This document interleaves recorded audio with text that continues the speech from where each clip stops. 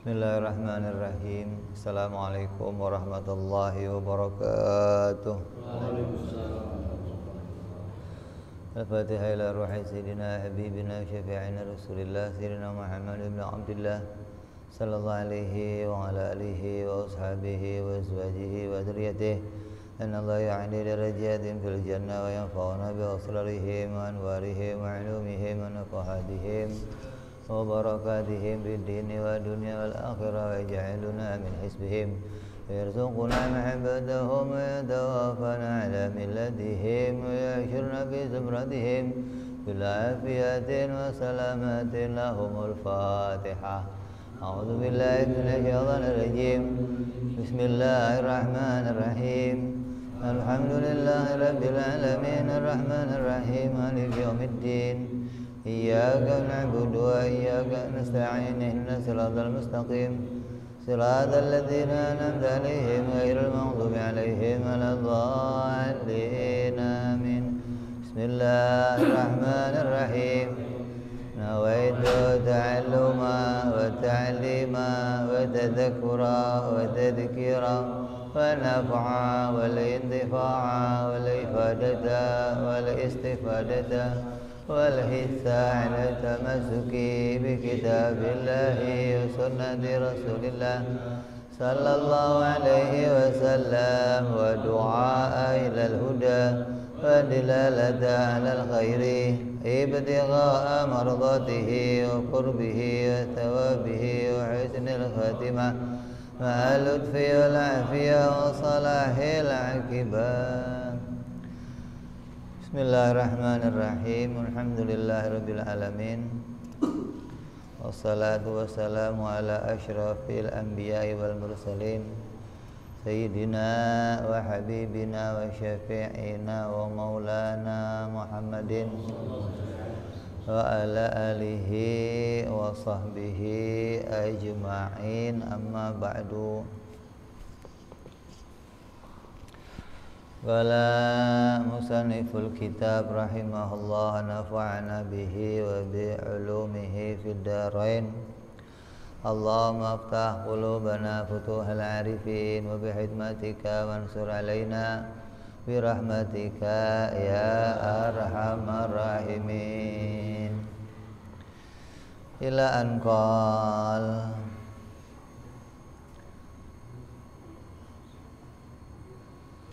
sampai pada pembahasan sifat qiyamuhu binafsihi. Yang lalu sudah kita bahas sifat mukhalafah lil awadis. Wajib Allah itu berbeda dengan makhluknya, berbeda dengan segala sesuatu yang diciptakan. Hari ini kita masuk pembahasan berikutnya, yaitu wajib Allah berdiri pada dirinya sendiri. Maksudnya mustahil Allah itu butuh kepada wujud yang lain. Mustahil Allah itu butuh kepada dirinya yang lain. Karena Allah itu pasti ya berdiri pada dirinya sendiri. Allah itu ada sebelum segala sesuatu itu ada. Ya, sebelum segalanya ini muncul, sebelum segalanya ada, Allah itu ada. Nah, kalau Allah itu butuh sama yang lain, nah berarti yang lainnya siapa? Yang ada itu sebelum kita muncul, yang ada hanya Allah. Yang ada hanya Allah. Sehingga nggak mungkin Allah itu butuh pada wujud yang lain, butuh kepada zat yang lain. Jadi Allah itu adalah zat atau wujud yang berdiri sendiri, tidak membutuhkan kepada wujud yang lain, nggak butuh pada dirinya yang lain. Nah, kalau Allah itu butuh sama wujud yang lain, kalau Tuhan itu butuh, kan kita ini punya kebutuhan. Kalau kita ini butuh, yang memenuhi kebutuhan kita siapa? Allah. Ya. Kita butuh ini, butuh itu, yang menuhin siapa? Allah. Ya. Karena kita nggak bisa menuhin kebutuhan kita sendiri. Lah kalau kita butuh, yang menuhin Allah. Lah kalau Allah butuh, yang menuhin siapa? Masa ada Tuhan kok butuh? Kalau ada Tuhan kok butuh, itu nggak niat jadi Tuhan namanya. Tuhan kok butuh gimana sih? Tuhan itu dikatakan Qul huwallahu ahad Allahus as-somad. Itu apa? Yang memenuhi kebutuhan makhluknya, yang bisa mencukupi kebutuhan seluruh makhluk, yang namanya apa? As-somad. Bukan Abdul Somad, bukan. As-somad. Allah bersifat apa? Di antara nama-namanya Allah adalah As-somad. Artinya apa As-somad itu? Zat yang bisa memenuhi segala kebutuhan hambanya. Berarti Allah adalah zat yang berkuasa, yang memenuhi segala kebutuhan makhluknya. Lah kalau Allahnya punya kebutuhan, yang menuhin siapa? Emang ada yang lain yang bisa menuhin lagi? Kan nggak ada. Jadi wajib Allah itu tidak butuh kepada yang lain. Nah, pada pembahasan Qiyamu binafsi, Allah itu kalau di dalam bahasa sempurnanya adalah tidak butuh sama yang lain, itu maknanya maha kaya gitu. Kalau maha kaya secara bahasa, kaya secara bahasa artinya apa? Memiliki sesuatu. Kalau saya punya banyak harta, berarti kaya harta. Kalau saya punya banyak istri, kaya istri. Kalau punya banyak utang, ya kaya utang. Kaya Indonesia kaya apa? Indonesia kayanya apa? Lah kalau kaya itu diartikan yang memiliki sesuatu, maka kaya yang seperti itu nggak cocok bagi Allah. Gitu loh. Kaya bagi Allah itu kaya secara istilah, bukan secara bahasa. Kaya secara istilah artinya apa? Sesuatu zat yang tidak butuh pada yang lain, itu namanya kaya. Ente duitnya banyak nih, selemari, 2 lemari dah ada ya, di fotokopi aja. Tapi tiap hari masih nyari, itu namanya orang kaya apa miskin? Pagi masih keluar nyari, besok masih nyari lagi, namanya apa? Miskin itu artinya apa? Butuh pada sesuatu gitu loh. Masih nyari sesuatu, namanya miskin. Apa udah kaya, udah nggak menyerah nyari, nggak pernah apa, udah duduk di rumah doang, tinggal banyakin ibadah katanya. Iya, dikira aja, banyakin pahala katanya. Kadang di sini, kadang di kampung, kadang di sini, jalan-jalan aja, ya. Udah nggak butuh apa-apa, udah. Jadi kalau kaya yang artinya memiliki sesuatu, makna itu nggak cocok sama Allah. Kenapa? Nah kalau Allah itu maha kaya, kenapa? Karena punya langit, punya bumi, punya alam semesta, maka Allah maha kaya. Lah pertanyaannya nanti muncul, Lah kalau langit belum dibikin, bumi belum dibikin, Allah punya apa dong? Miskin dong nanti. Gitu loh, belum punya apa-apa. Setelah bikin langit bumi baru kaya. Berarti kayanya setelah memiliki. Kaya yang begitu itu bagi makhluk. Kamu tadinya lahir nggak punya apa-apa, modalnya apa? Dikasih semua, paling biji doang modalnya. Lahir bawa biji. Ya, setelah gede jadi punya ini, disebut orang kaya, orang gitu loh. Jadi jadinya kaya setelah memiliki sesuatu lah. Yang begitu bagi Allah nggak cocok gitu. Kaya bagi Allah maknanya Allah itu nggak membutuhkan apapun. Mau ada alam ya Allah itu kaya, nggak ada alam Allah kaya. Buktinya apa? Alam yang diciptakan ini nggak membawa keuntungan bagi Allah, enggak. Nggak ada keuntungan sedikit pun bagi Allah dalam menciptakan alam. Semua yang diciptakan kembali keuntungannya untuk makhluk. Makhluk yang untung, bukan Allah yang untung. Allah bikin ini, bikin itu, kata Allah apa? Untung Allah bikin ini. Kayak contoh, Allah bikin udara, yang untung siapa? Untung ada udara, saya bisa napas. Allah bikin matahari, yang untung siapa? Untung ada matahari, saya bisa lihat, tumbuh-tumbuhan bisa tumbuh, macam-macam tuh. Allah bikin cewek, yang untung siapa? Cowok. Allah bikin nabi, yang untung siapa? Jadi apapun yang dibikin Allah itu makhluk bisa mendapatkan keuntungannya, gitu. Menunjukkan Allah itu nggak butuh kepada segala yang diciptakan. Itulah namanya Allah Maha Kaya.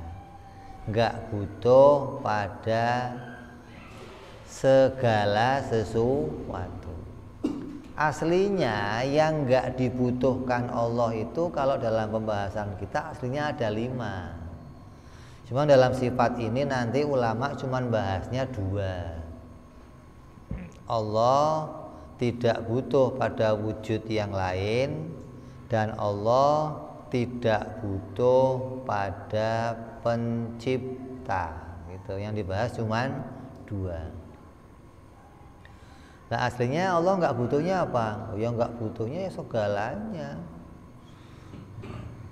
Segalanya itu butuh kepada Allah. Allah nggak butuh pada yang diciptakan. Allah nggak butuh kepada bantuan. Ya, Allah nggak butuh pada yang menyempurnakan, karena Allah Maha Sempurna. Jadi Allah itu nggak butuh pada 5 perkara secara pokok pembahasan. Tapi di sini dalam kitab ini, dalam pembahasan sifat qiyamuhu binafsih, ulama membahas Allah itu nggak butuh pada 2 perkara. Yang pertama, nggak butuh pada wujud yang lain atau zat yang lain. Yang kedua, tidak butuh diciptakan. Allah nggak butuh kepada zat yang lain. Kenapa? Karena Allah itu sendiri adalah zat. Karena Allah itu wujud, maka Allah nggak butuh pada wujudnya yang lain. Beda sama pemahamannya orang-orang di luar agama Islam. Ini jadi pokok utama nih pembahasan tentang ketuhanan antara agama Islam sama agama yang lain. Di antaranya bahas sifat qiyamuhu binafsih. Kalau dalam agama Nasrani ada tuh pembahasan Tuhan punya anak. Ya. Tuhan punya anak. Kalau Tuhan punya anak berarti anaknya Tuhan namanya siapa? Kalau ada macan punya anak, anaknya apa? Kucing apa macan? Macan juga. Ya. Kalau gajah punya anak, anaknya apa? Gajah. Nah, kalau Tuhan punya anak, anaknya apa? Tuhan. Kalau gitu kan?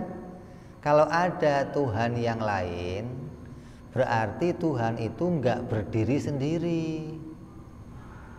Tuhan itu ada yang lainnya.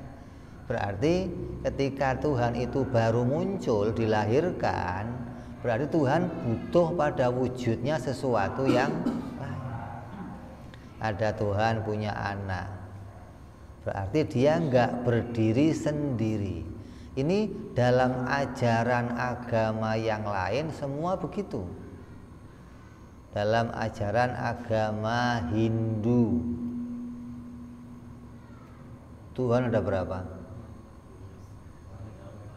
Hah? Banyak lagi agama Hindu. Ada Krishna, ada apa? Siwa, Vishnu, Ganesha, ada Hanuman, ada Brahmana, ada macam-macam tuh. Berarti Tuhan tidak berdiri pada dirinya sendiri, bisa wujud pada yang lainnya nih, bisa wujud pada anak, bisa wujud pada bapak, bisa wujud pada gitu loh. Nah, dalam agama kita, di dalam mengimani tentang Tuhan, kita wajib mengimani Allah itu ya hanya pada dirinya sendiri, menunjukkan Allah itu bukan sifat gitu. Kalau Allah itu bisa berdiri pada yang lain, berarti Allah namanya sifat, bukan zat gitu. Sesuatu yang bisa berdiri pada yang lainnya, maka disebut namanya sifat. Contoh, polisi, jenderal, yang pangkatnya jenderal disebut polisi, yang mayor polisi, yang kopral polisi. Terus siapa lagi pangkatnya? Sersan polisi. Berarti polisi itu sifat gitu, bisa pada siapa saja, tidak harus pada satu orang, enggak, tapi bisa pada jenderal, bisa pada kopral, bisa pada mayor, bisa pada sersan, bisa gitu loh. Berarti tidak berdiri sendiri, tapi bisa berdiri pada yang. Lah kalau yang namanya Tuhan itu nggak bisa berdiri sama yang lain gitu. Karena Tuhan itu harus punya sifat. Pertama apa kemarin kita bahas? Kidam, tidak ada awalnya. Terus bako, tidak ada akhirnya. Itu syaratnya jadi Tuhan harus begitu. Nggak ada awalnya, nggak ada akhirnya. Lah kalau ada Tuhan kok baru muncul terus disebut Tuhan, namanya apa? Tuhan-Tuhanan dong, bukan Tuhan.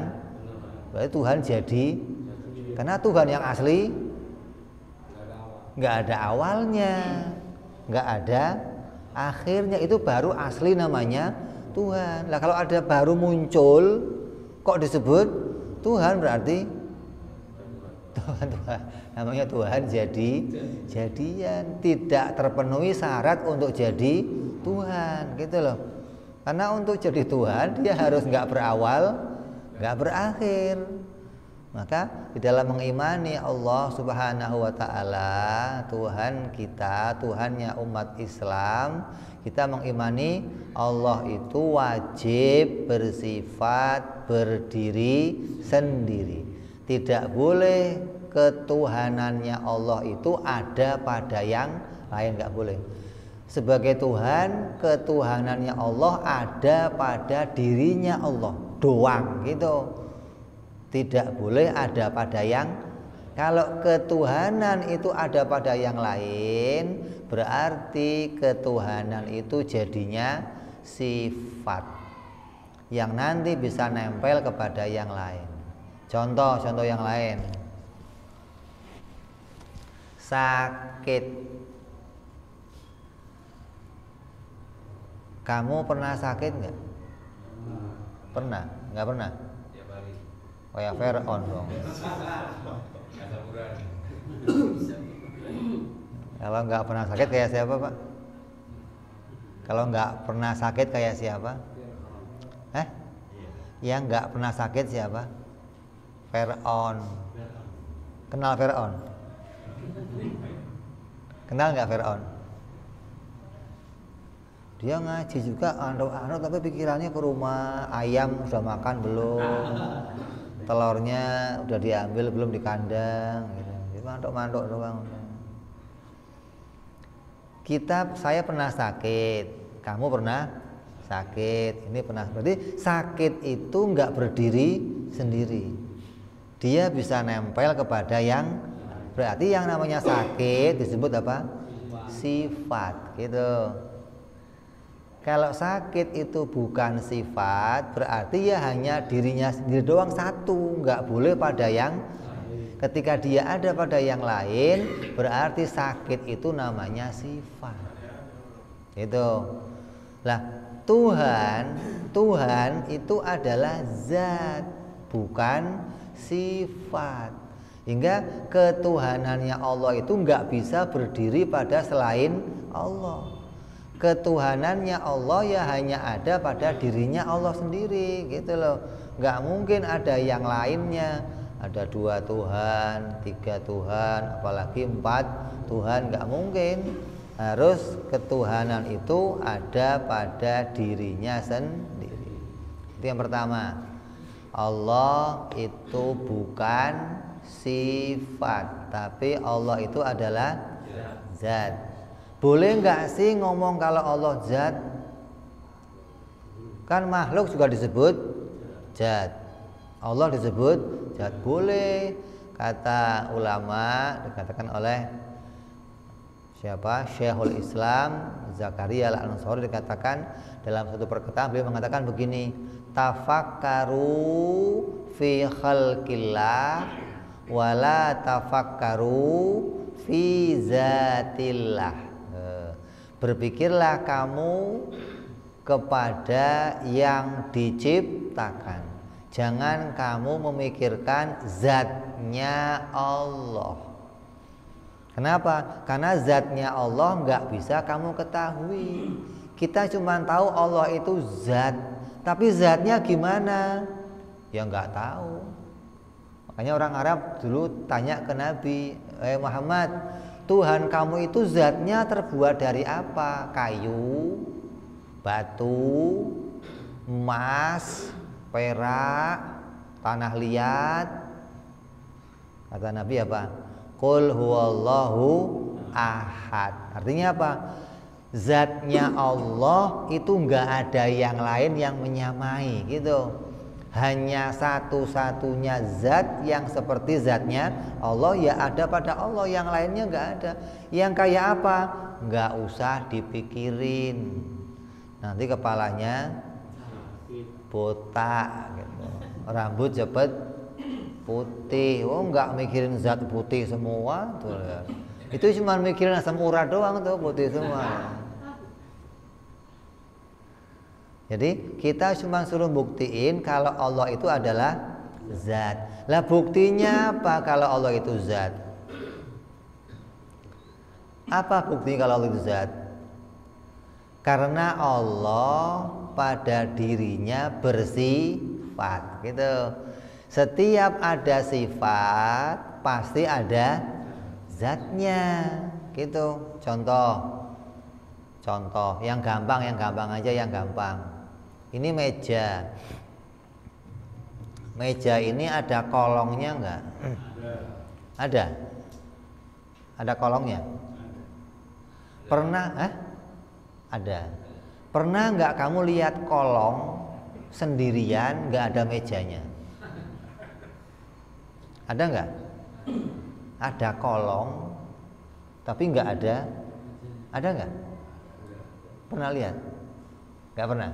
Berarti kolong itu namanya sifat, gitu. Setiap sifat pasti ada zatnya. Meja inilah namanya zatnya, gitu loh. Kolong sifatnya, gitu maksudnya. Jadi buktinya kalau Allah zat apa? Karena Allah punya sifat. Mana sifat Allah? Di Quran disebut innallaha ala kulli syai'in qadir. Allah alimun bikulli syai' wa huwa samiul basir. Itu loh, Allah itu melihat, mendengar, Allah berilmu, Allah bersifat kuasa. Tiap ada sifat-sifat ini ya berarti ada zatnya, gitu dong. Masa ada zatnya, ada sifatnya tapi nggak ada, gimana sih, gitu loh. Nyambung. Ada zat, ada, lo pinter lo, jangan mas sembarangan lo, macem-macem ente. Begitu-begitu juga paham. Ada zat, ada sifat, mesti ada zatnya, gitu loh. Jadi kalau kita lihat pada diri kita, ada orang yang sifatnya tinggi, ada kurus, ada ganteng, ada cantik. Kalau ada sifat-sifat ini ya pasti ada zatnya, ada orangnya. Orangnya itu namanya zat, gitu. Lah kalau zatnya kita dari apa? Ya apa aja, bisa kaca, bisa kayu, bisa daging sama tulang, bisa tembok dari apa? Bata. Itu namanya apa? Zat. Setiap ada zat pasti punya sifat. Jadi kamu hari ini ngerti nih, kalau Allah itu adalah zat. Buktinya apa kalau Allah zat? Karena Allah pada dirinya ada sifat, gitu. Sifat Allah mana? Maha mendengar, maha melihat, maha mengetahui, maha berbicara. Itu sifat Allah. Nah kalau ada sifatnya masa nggak ada zatnya, gimana? Sifat itu nggak bisa berdiri. Buktinya apa? Kolong. Nggak pernah kita lihat kolong sendirian, pasti ada zatnya. Atau sakit dah, sakit. Ada sakit kok keluyuran sendirian, ada? Sakit itu pasti nempel sama sesuatu. Entah yang sakit kepala, entah yang sakit apa? Perut, entah asam. Obatnya apa asam urat? Obatnya apa?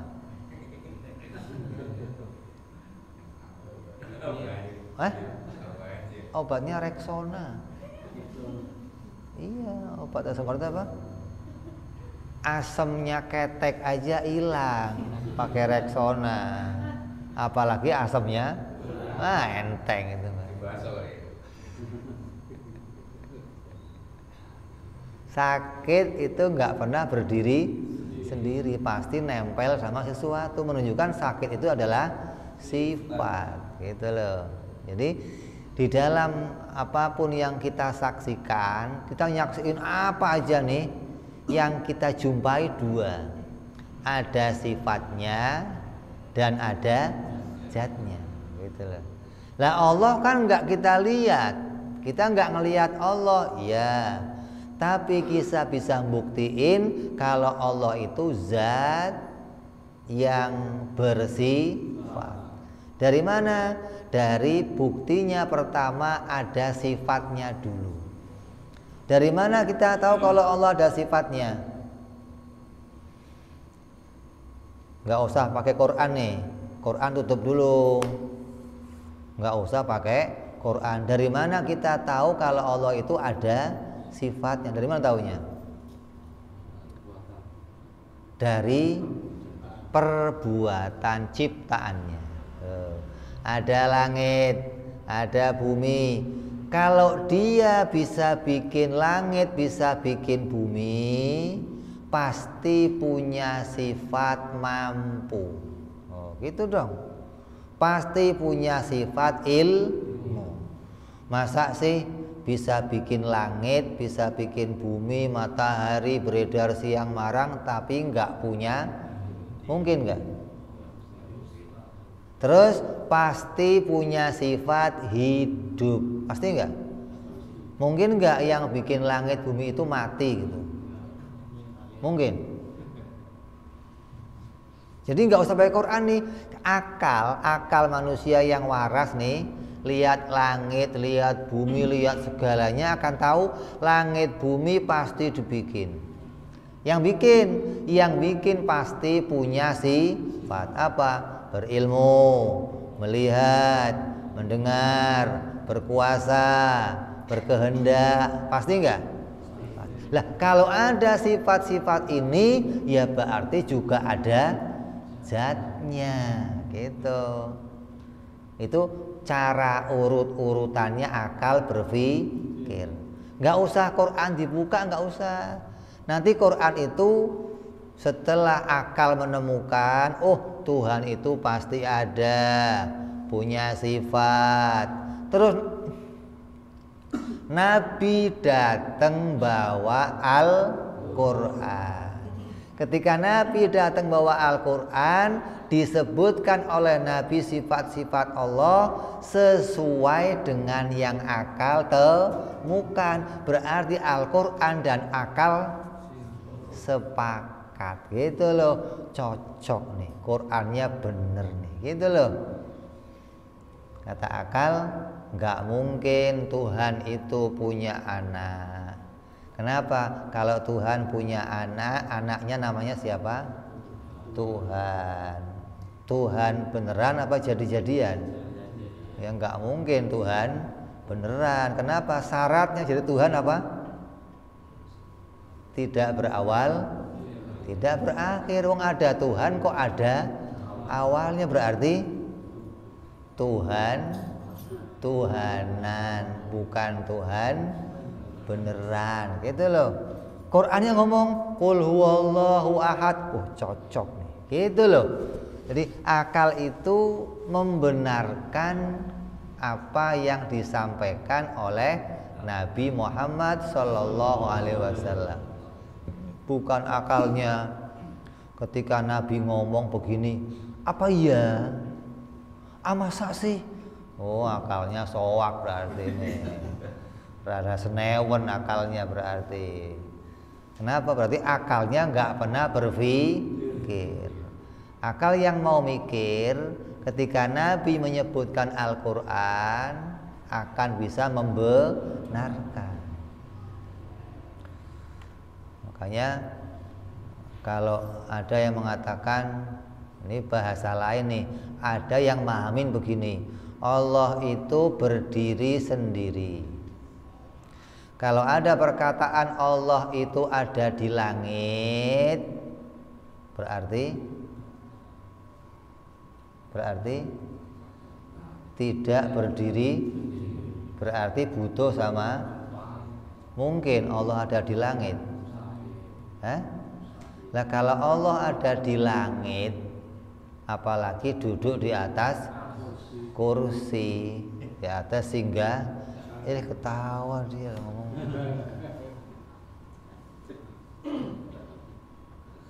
Pertanyaannya muncul begini, langit itu yang bikin Allah, singgasana yang bikin Allah. Lah sebelum bikin langit, sebelum bikin singgasana, Allah di mana?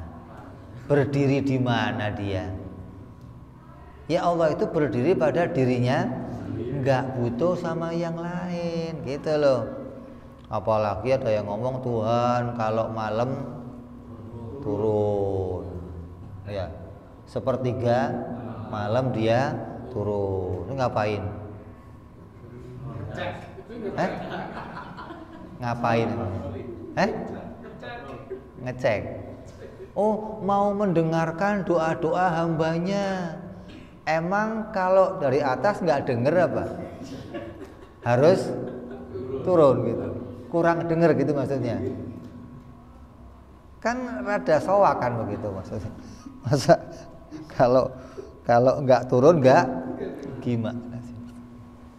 Dia mau ngomong kalau dari atas nggak denger, berarti mengatakan sifat pendengaran Allah nggak ada, kafir. Menolak Allah itu mendengar, hukumnya kafir. Kenapa? Qurannya ngomong wa samiul basir, Allah maha mendengar, maha. Oh, kalau nggak turun nggak denger, repot. Mau ngomong denger lah, turun ngapain? Serba salah ini bagi dia gitu. Kenapa? Karena orang-orang ini tidak mau mentakwil gitu. Salahnya satu doang. Apa yang diterima dari rupanya ayat Quran, dari hadis, dia nggak mau takwil. Jadi ketika nggak mau takwil akan berselisih dalam akal pikirannya. Ada sesuatu yang nanti bertentangan gitu. Makanya Quran, hadis itu ada yang perlu ditakwil, ada yang nggak perlu. Wong Allahnya ngomong fiha muhkamatun wa fiha mutasyabihat. Di dalam Quran itu ada 2 ayat, ada yang muhkamat jelas nggak usah ditakwil, ada yang mutasyabihat yang perlu ditakwil. Kayak mana tadi? Allah turun, Allah bersemayam di singgah, itu perlu ditakwil. Kalau nggak ditakwil,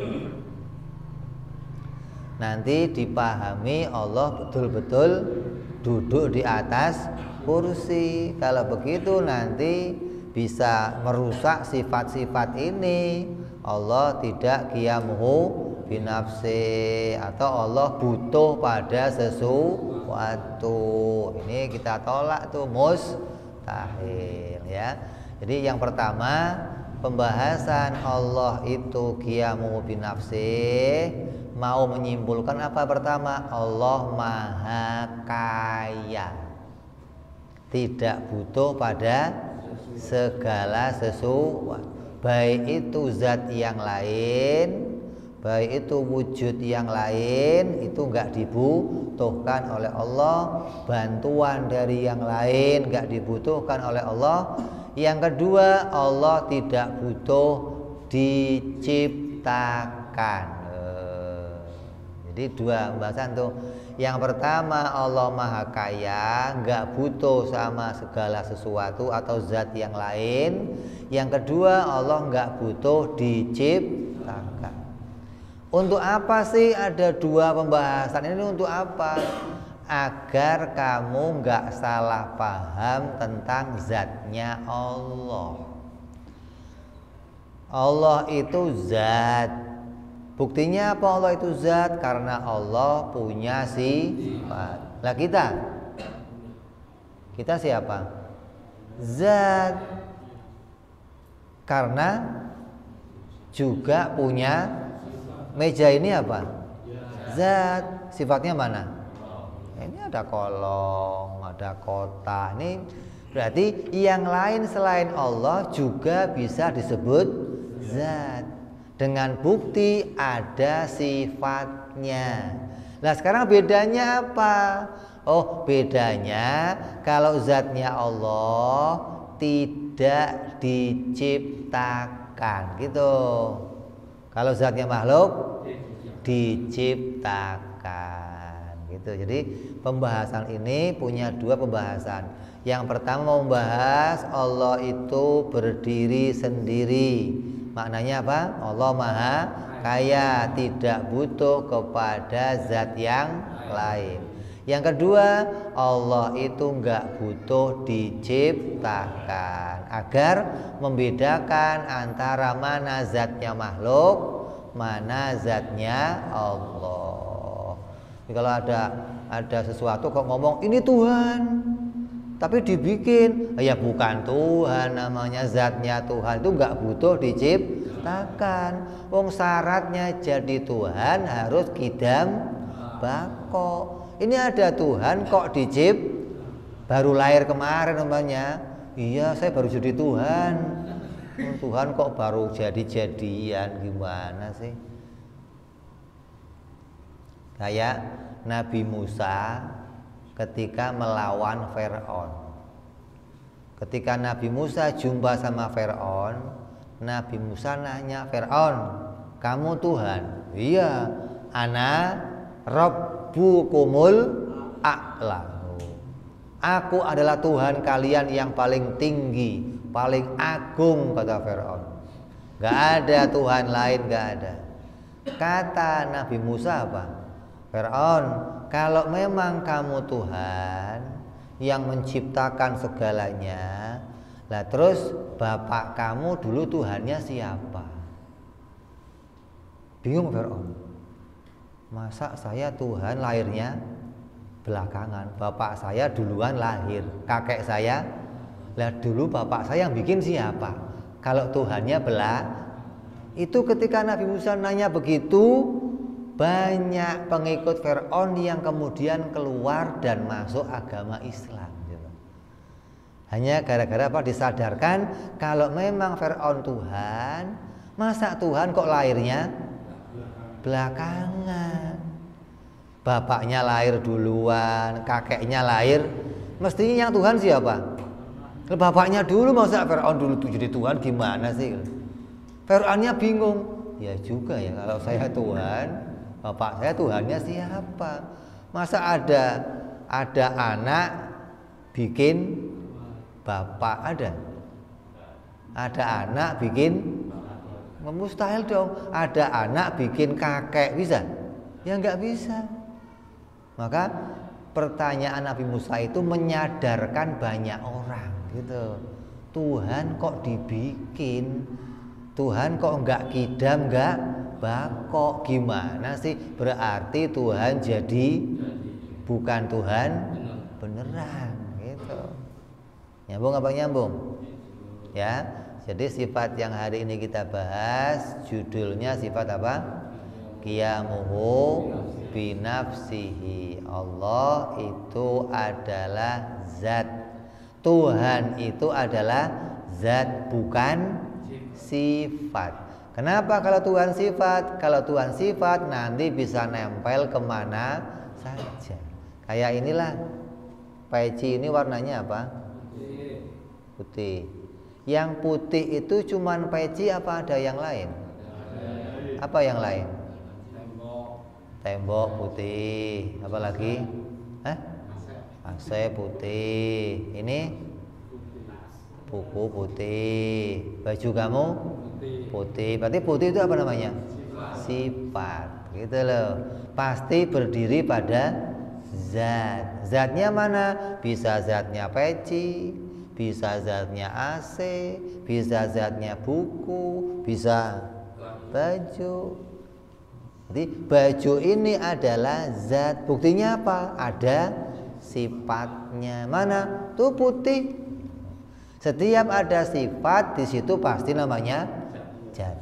Itu. Jadi akal itu kita bisa menyebut kalau Allah itu pasti zat, karena Allah pada dirinya terdapat sifat.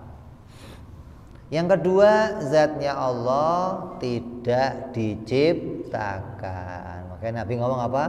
Qul huwallahu ahad. Allah itu esa.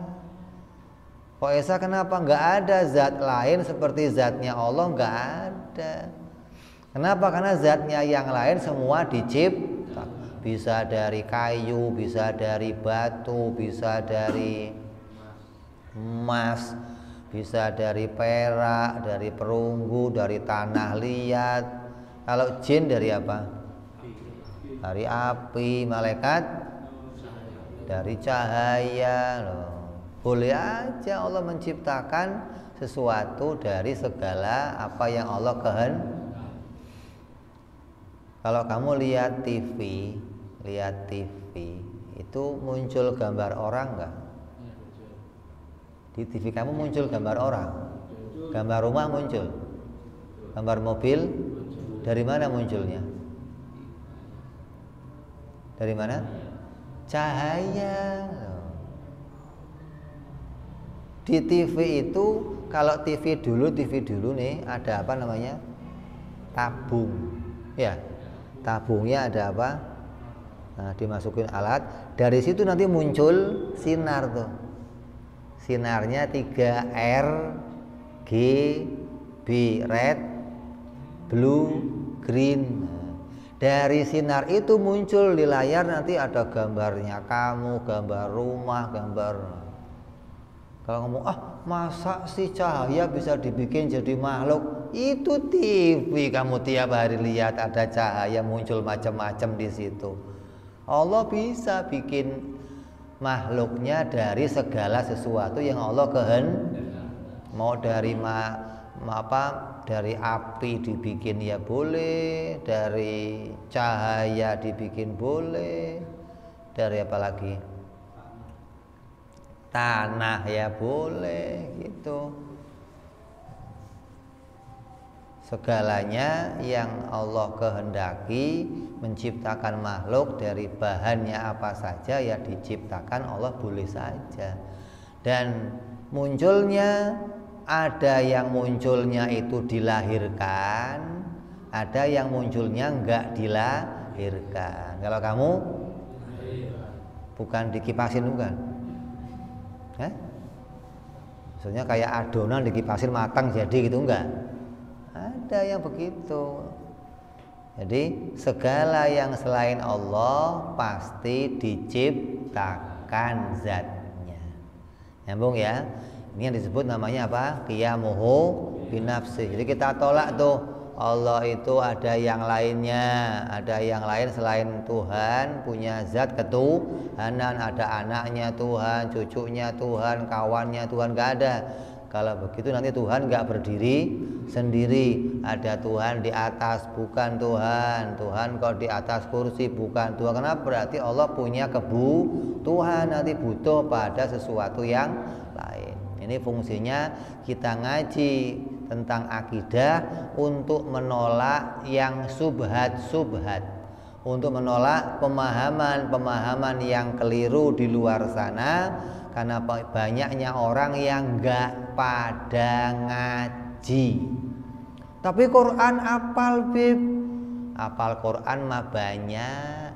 Di luar Islam juga banyak yang apal Quran. Orang orientalis itu pada apal Quran, cuman modalnya apa? Ya apal doang, nggak ngerti isinya Al-Quran. Lah kalau modal apal ngapain? Yang penting ngerti isinya Al-Quran biar pahamnya nggak salah. Apalnya Quran mah iya, akidahnya nggak paham, sama saja. Bisa saja Quran malah bawa dia melenceng dari jalan gara-gara nggak paham pada maknanya Al-Quran. Mudah-mudahan dengan ngaji ini akidah kita diluruskan oleh Allah, dijadikan akidah yang benar sesuai akidahnya para aulia, akidahnya para nabi, hingga akidah ini bisa membawa kita husnul khatimah selamat di dunia sampai di akhirat nanti. Amin ya rabbal ala hadhihi niyyah wa ala niyyatin shalihah wa ila hadratin nabi. Al-Fatihah. A'udzu billahi minasyaitonir rajim. Bismillahirrahmanirrahim. Alhamdulillahirabbil alamin arrahmanir rahim maliki yaumiddin. Iyyaka na'budu wa iyyaka nasta'in. Shiratal ladzina an'amta 'alaihim ghairil maghdubi 'alaihim waladdallin. Amin. Ya Rabbana i'tarafna bi anana i'tarafna wa anana asrafna ala ladha ashrafna taghsili kulli hauba wa lana aurati wa amini rahati wa ufili walidina Rabbi wa mauludina والآل والإخوان وسائر الهلان وكل ذي محبة